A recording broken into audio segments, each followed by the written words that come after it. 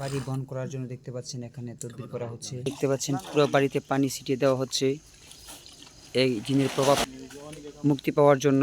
পুরো বাড়িতে এই পানি বন্ধ করা হচ্ছে। এই পানি দেওয়া হচ্ছে একমাত্র বাড়ি বন্ধ করার জন্য। দেখতে পাচ্ছি কবিরাজ মশাই এখানে তদবির পাঠ করতেছেন। এখানে আমরা দেখতে পাচ্ছি 4টি গজার দেখতে পাচ্ছি। এই 4টি বাড়িতে 4টি কোণা থাকে, 4 কোণায় 4টি গজার দেওয়া হবে। এবং খান জাহান আলী মাজারের সেই মাটি এটা বিভিন্ন কাজে ব্যবহৃত হয়। এবং এখানে আরও নানান প্রক্রিয়াজাত রয়েছে, দেখতে পাচ্ছেন কাজ চলমান।